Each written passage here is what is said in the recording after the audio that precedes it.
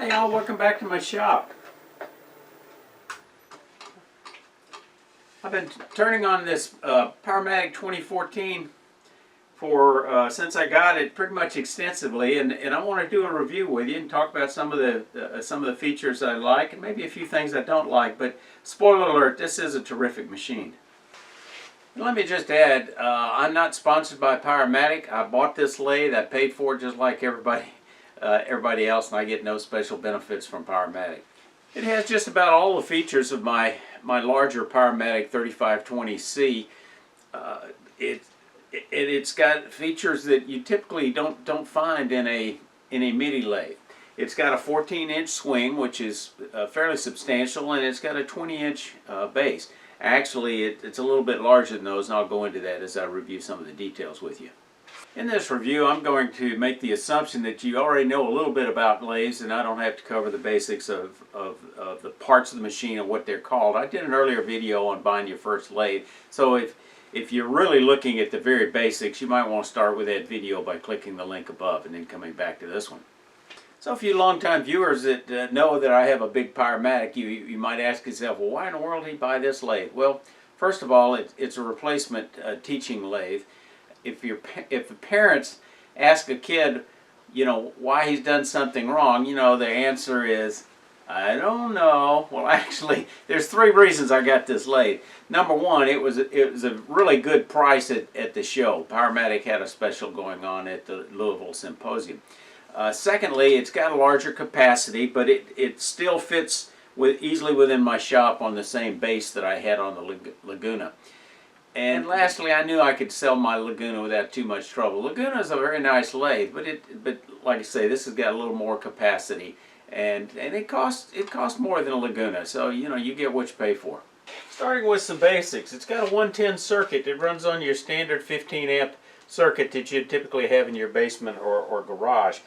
One of the features I really like is it's got a power shutoff that shuts off the power to the variable frequency drive, and it's in a very convenient location, much more convenient than the one that was on the 3520C, where you've really got to struggle to reach behind the motor. It's down here on my C model, which is a lot more awkward to reach around and grab. This has got exactly the same movable control box that's on the larger brother 3520C. I've got it plugged in. There's no lights, but I turn this switch on, and then the power comes on to the variable frequency drive. Turn the power on, start dialing it up, and there we go. It uses your Morse taper that you see on almost all modern lathes, both on the spindle and the tailstock. One of the things I like about it, instead of having the 1x8 spindle threads typically found on smaller Midi lathes, this has got a 1 1/4, so I can use all the same chucks that I use on the larger machine interchangeably without having to worry about putting in a special adapter to make them fit. So that's something I like. It's got a 1-inch post, which same size post as my Laguna had, but it's certainly larger than a lot of Midi lathes, such as your standard jet Midi lathes, and I really like that because it's just stronger. The other thing I really like about it is it's got a pinch block system. These clamp blocks that clamp down on the tool post are very nice. They're generally only found in the better lathes, such as robust one-way, and then most recently the Powermatic 3520C. Very nice feature.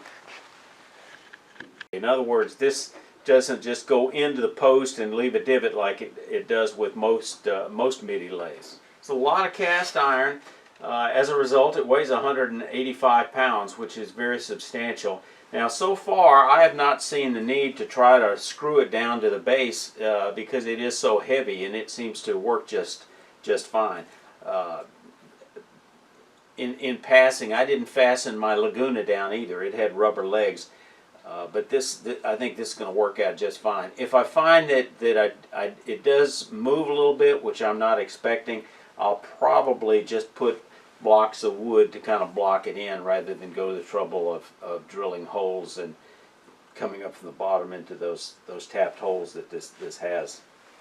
One of the features it shares with its larger brother, the 3520, is that it has a sliding headstock. Now, you say, okay, so why do I need a sliding headstock on a lathe this size? Well, there's several reasons. Number one, they've added some cast iron, and this is one of the ways that they've allowed you to get the 20 inches between centers, is it actually extends over the bed just a little bit, but it's got this extra, a good inch of cast iron to enable it to do that, lock it very safely. The other advantage of it is if you're turning bowls, you can slide it all the way down and turn it essentially into a bowl lathe and get those better ergonomics by standing at the end of the lathe. They've added that same extra cast iron in front of the tailstock, which enables it to hang over to give you that full 20 inches between centers. Very safely, because it's got a very large round clamping block. The round clamping block is better than a lot of them you see on many lathes that's square that tend to hang sometimes, because it slides very easily with that clamping block. Another aspect of this lathe that I really like, it has this very nice large hand wheel with the knob that spins, unlike some of them where it's fixed, and it's very smooth. It also has the stronger Acme threads that you rarely see in smaller lathes. Matter of fact, I don't know of another small lathe that has it, but it shares this in common with a larger Powermatic, and those Acme threads are a lot stronger. The quill is a very nice feature. I've already mentioned the Acme threads, but also it's laser etched with both imperial and metric. But the main thing, as you can see me keep on cranking, most Midi lathes have a range of about 2 1/4 to 2.5 inches. This one goes all the way out to 4 1/4 inches, which is only a 1/4 inch shorter than my full-size Powermatic. So this is a very nice feature. Quills have a slot here, and most Midi lathes just have this going into a hole in the side of the tool stock that goes right into here, and to keep it from snug, you just tighten it up and it goes into this quill way. That's not real sophisticated. A lot of beginners, if they start messing around with it, next thing you know, this thing starts spinning. But also, it can damage this quill. This one has a very nice, I don't know what you call it, a key, I guess, in this slot that keeps it tracking, and it has a brass clamp block that fastens down on it. So those are both very nice features you normally only see in larger lathes. The headstock has 3 bearings in it, which is common on very large lathes, but almost unheard of on smaller lathes. The spindle lock, I really like this. I actually like this better than the one on my larger 3520C, because it locks just as well, but you can see it's more visible, so you're less likely to turn the lathe on with it locked. It's got a easy access with a magnet. I like that. There's a number of lathes where you have to screw or even use a screwdriver to get to the pulley changes. Common in lathes this size, it's got three pulleys, so you get 3 different ranges to get maximum torque. It's got that very large, wide poly V belt, which just is very effective, and it's easy to change with the lock right here to lift the motor to make that change. It's got the movable controls, which is not common in lathes of this size. It's the same control box you find on the larger 3520C exactly. It's even got the electronic indexing, and it's got the same kind of indexing pin in the same location as on its larger brother. Of course, it's got a reversing switch on, off, and the speed control and the speed readout. The tool rest is 8 inches long, which is adequate for anything that you would turn mounted on a chuck, like a platter or a bowl. It'll certainly cover it. If you're doing longer items, you might want a longer one, as well as if you did tiny little things like I tend to do, you might want a smaller tool rest as an accessory. The clamping mechanism, you can either put this thing for a right-handed operation, or you could mount it on the other side for a left-handed operation. It depends on, whether you're left-handed or right-handed, I guess, on how you use this lever. What I found is these two going together sometimes will touch each other. It comes delivered with this mounted on the other side. I'll show you how easy it is to change. That's a little bit of room here with this pinch block mechanism. You just slide it in. There we go. This takes a little bit of futzing, and then this will go in on this side. That way it doesn't. This will never interfere with this side operation. This is the way it comes delivered. However, if you're doing something like this platter, here's the challenge you get. Once you start getting up here close, then this is on the wrong side. But again, like I say, it's so easy to switch out, and you can find out what works for you.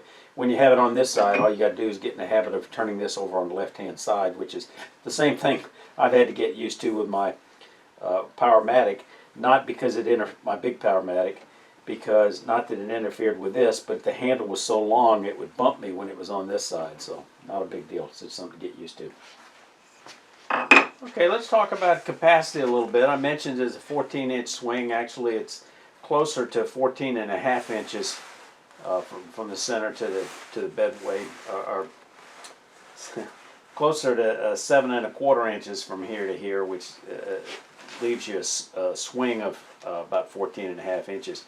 That's big for almost anybody. I'd say if you want a bigger bowl, go find somebody with a bigger lathe, get it out of your system, because this is monstrous. Let me give you an example. This is the largest template I have is 13 inches.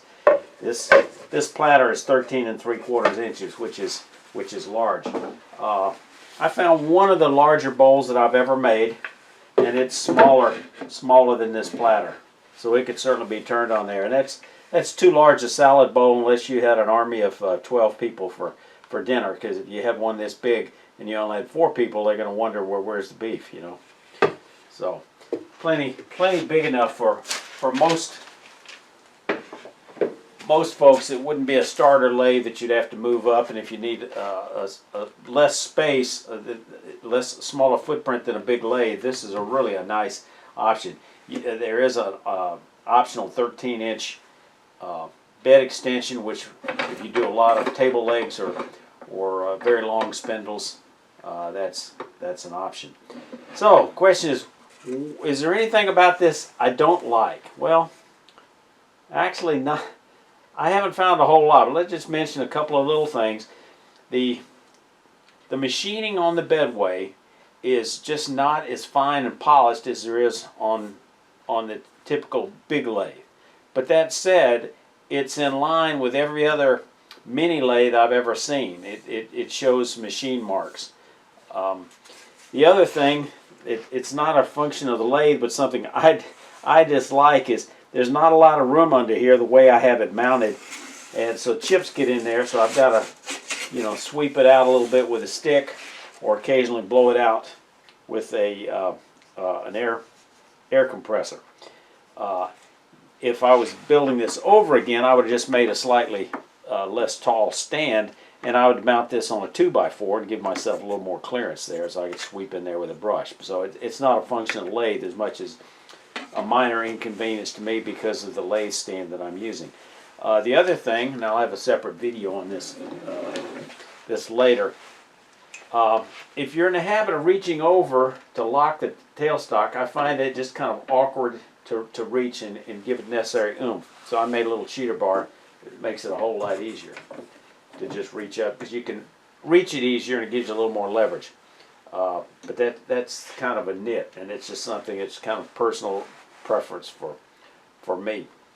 Like I say, if you're considering your first lathe, you might want to check out the video I did on buying your first lathe. It covers some lathe basic kinds of things that I might not have covered in this video. Again, I welcome your feedback. I welcome your comments. Leave them below. And remember, y'all stay safe. Come on back here.